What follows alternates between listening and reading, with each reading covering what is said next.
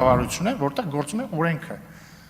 Մեզ մոտ ինչ-որ ավանդույթ է ձևավորված, որ եթե մարդ քաղաքական գործիչ է, բայց գործում է հանցանք կամ կասկածվում է հանցանք գործելու մեջ, ուրեմն ավտոմատ դա քաղաքական գործ է, չէ, դա ավտոմատ քաղաքական գործ չի։ Ես ուղղակի չեմ ուզում հանձնավորեմ, կարող ենք այս զրույցը հետագայում շարունակել։ Շնորհակալություն։ Պատգամավոր Գեղամ Մանուկյան։ Պարոն Ռուբինյան, ձեր քաղաքական բանավեճի հայտը ընդունում եմ։ Ելույթումս մանրամասն կանդրադառնանք, թե 0 կետից սկսելը ոնց է լինում։ Անկեղծ ասած, նոր որ հիշողության գիրկը ընկաք, թե ոնց եկամ ձեր տուն, բան, մի քանի ամիս առաջվա հիշողությունս էր, ոնց ներխուժեցին մեր տուն,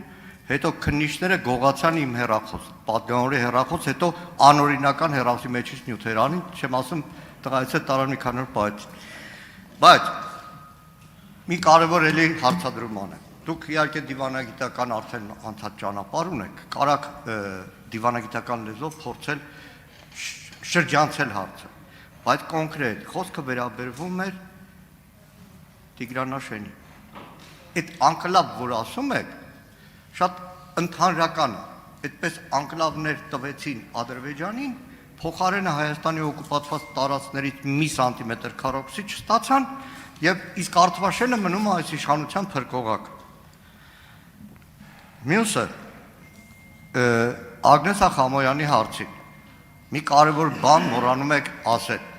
Առաջինից ձեր հանդիպումից հայտարարությունը եղել է առանց որևէ նախապայմանի Թուրքիան Հայաստանը բանակցում են, բայց անցնող 4 տարվա ընթացքում Թուրքիան իր քաղաքականությամբ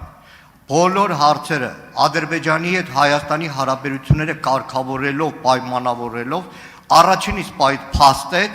որ սուտ է առանց նախապայմանների ձևակերպումը եւ Թուրքիան շարունակում է նախապայմաններով խոսել Հայաստանի հետ եւ այդ նախապայմանների գնով նաեւ ճնշում է գործադրում Հայաստանի վրա։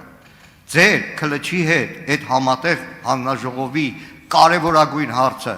Հայաստանի եւ Թուրքիայի դիվանագիտական հարաբերությունները հաստատելու մնացել է սառույցի վրա գրված, որովհետեւ Թուրքիան շարունակում է խոսել նախապայմաններով։ Շնորհակալ եմ, պարոն Մանուկյան։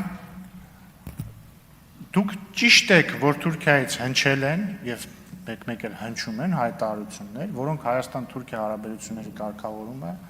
փոխկապակցում են այլ գործընթացների հետ։ Ես կարծում եմ, որ իրականում Հայաստան-Ադրբեջան գործընթացը հիմա ավելի առաջ է, քան Հայաստան-Թուրքիա գործընթացը, որովհետեւ Հայաստան-Ադրբեջան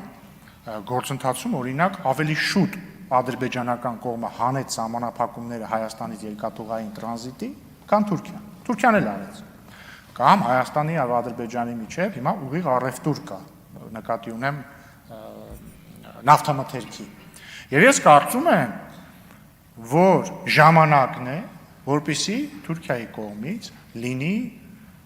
առավել ակտիվ առաջընթաց Հայաստան-Թուրքիա կարգավորման գործընթացում, դա վաղուց հասունացված է եւ չգիտեմ պատճառը, չեմ կարող մատնանշել պատճառ, թե ինչու պիտի Հայաստան-Թուրքիան հենց վաղը չունենան դիվանագիտական հարաբերություններ եւ թե ինչու հենց վաղը չպիտի Հայաստան-Թուրքիա սահմանը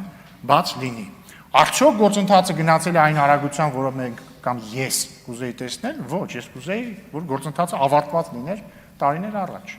բայց համաձայն եք, որ Հայաստան-Թուրքիա գործընթացը բարդ գործընթաց է եղել եւ ըստ էության Հայաստանի անկախության առաջին տարիներից սկսած են բոլոր իշխանությունները, այդ թվում ձեր իշխանությունը փորձել է այդ գործընթացը պսակել հաջողությամբ, բայց ես վստահ եմ, որ Հայաստան-Թուրքիա լիակատար կարգավորումը ժամանակի հարց է եւ շատ մոտ է այդ կարգավորումը։ Իդեպ մի բան էլ էլի, ուղղակի զուտ հիշեցի, քանի որ դուք դաշնակցության ներկայացուցիչ եք եւ ես սիրում եմ բանավիճել դաշնակցության ներկայացուցիչների հետ, բայց չէ, 004-ը չեմ ասելու։ 2000 օգոստոսի 1-ը երեկվա օրը իրական խորհրդարանշանական օր է, որտեղ եթե ես չեմ սխալվում, 2018 թվականի հայկական առաջին խորհրդարանի առաջին նիստը տեղի է ունեցել օգոստոսի 1-ին։ Եվ գիտեք այդ օգոստոսի 1-ին խորհրդարանում, երբ որ դաշնակցությունների իշխանության ովքեր են հրավիրված եկել, Թուրքիայի ներկայացուցիչները։ Եվ դա նշանակում է, որ դաշնակցության պատգամավորները շփվել են Թուրքի հետ։ Բայց սա աբսուրդի ժանրից բան ես հիմա ասացի, ուզում եի ուղղակի մատնացույց անել, թե ինչա աբսուրդը։ Շնորհակալություն։